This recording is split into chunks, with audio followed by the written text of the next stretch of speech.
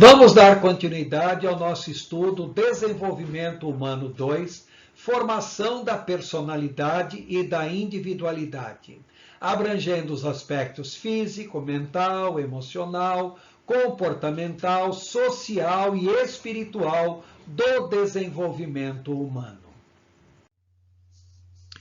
Agora vem o pré-primário 2, ou imitação dos modelos pessoais. Esse período vai desde 3 anos e meio aproximadamente até 5 anos das meninas ou 5 anos e meio nos meninos. Em psicanálise, é a chamada fase central de todo o período edípico na vida da criança. O que a criança está interessada é a assimilação dos modelos para serem imitados. Ela quer ter um modelo adequado de pai, um modelo de mãe, um modelo de marido, um modelo de esposa, um modelo de homem, um modelo de mulher, um modelo sexual para ser imitado, um modelo de família, um modelo de moral, um modelo de algo espiritual. Então, a criança, mais do que nunca, está interessada em modelos. Então, dê para a criança modelos funcionais, porque se você der modelos disfuncionais, elas aprenderão a viver com modelos disfuncionais. Lembrar que nessa fase, devido à identificação sexual, essa fase é chamada de fase edípica devido ao complexo de Édipo, conforme formulado por Freud, e também é conhecida como fase da puberdade infantil. É muito comum ver a criança, de repente, estar massageando seus órgãos sexuais, estar descobrindo alguma coisa diferente nela. Começa a ver a diferença entre um menino e uma menina. Nessa fase também ocorrem as chamadas janelas da mente, com duração média de 4 meses, pode ser um pouquinho mais, um pouquinho menos, normalmente entre 4 e 6 meses. Essas janelas da mente podem ser períodos sucessivos ou vários períodos paralelos, onde a criança demonstra interesses e tendências para áreas específicas de atividades. Por exemplo, quer brincar de médico, quer brincar de músico, quer brincar de professor, de motorista ou qualquer outra atividade. Para o pai e para a mãe, normalmente eles olham isso como meramente uma brincadeira de criança.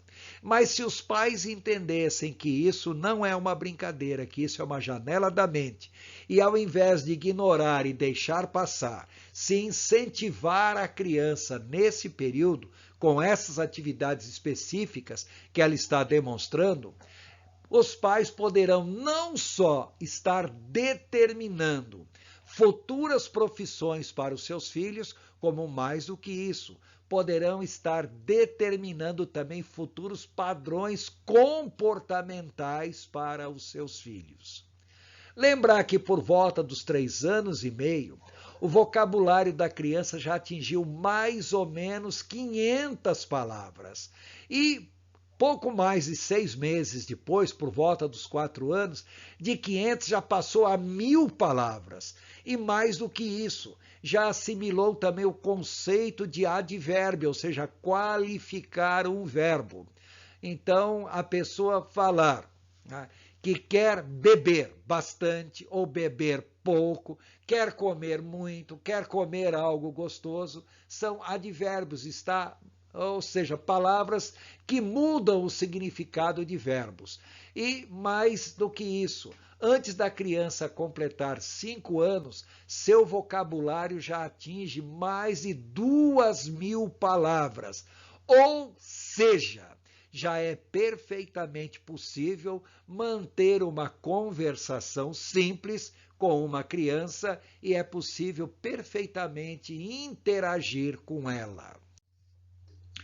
Com o domínio dos advérbios, as crianças passam a criar frases cada vez mais completas.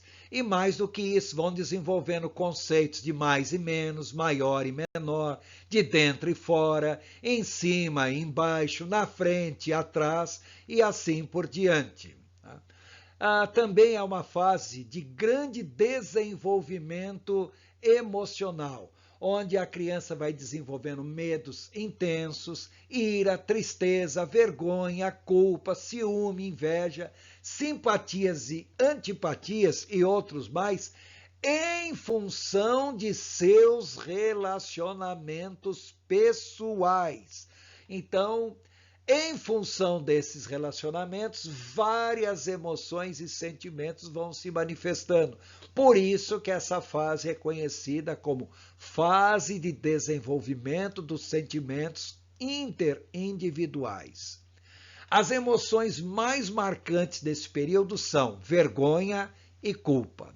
Vergonha porque a criança não gosta de ser exposta e se retrai quando alguém ri dela. Um exemplo de vergonha.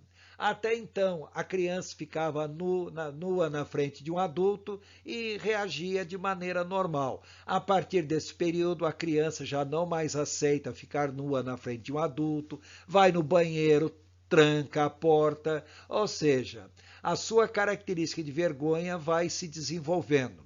E também culpa, quando ela passa a ter a internalização das normas sociais e dificuldades de lidar com críticas. Então, ao ser criticada, a pessoa poderá se sentir culpada ou responsabilizada por aquilo.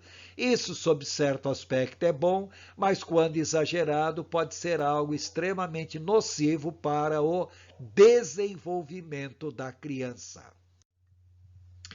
Aparecem os sentimentos e valores morais intuitivos, provenientes das relações entre adultos e crianças. Ou seja, aqueles valores morais a criança já internalizou, ela já tem plena noção do que é certo, do que é errado, do que é bom, do que é mal. Também nesse período já podem ser percebidas as possíveis patologias emocionais que a criança poderá formar no futuro. Já é possível identificar traços de depressão, de ansiedade, de fobias e outros mais, principalmente quando, além dessas reações emocionais, a criança apresenta algum tipo de enfermidade física relacionada que servem para dar uma ênfase maior a essas qualidades emocionais. E temos que lembrar também que os princípios espirituais da criança já estarão formados e acompanharão essa criança por praticamente todo o resto da sua vida. Vamos agora para o pré-primário 3, que é a resolução dos traços gerais da personalidade. É a fase final da segunda infância. Esse período vai desde os 5 anos, mais ou menos, até os 6 anos para a menina, ou 5 anos e meio, até os 6 anos e meio para os meninos. Entendam também que nós estamos apresentando faixas etárias que são referenciais. Esse período tem algumas características. Ocorre um grande desenvolvimento mental e esse desenvolvimento mental faz com que a criança vá adquirindo o raciocínio figurativo, ou seja, já tem condições de ser alfabetizada. Embora ainda não seja o período ideal de alfabetização, mas temos que lembrar que, em função da estimulação que a criança recebeu, isso poderá ser bastante marcante.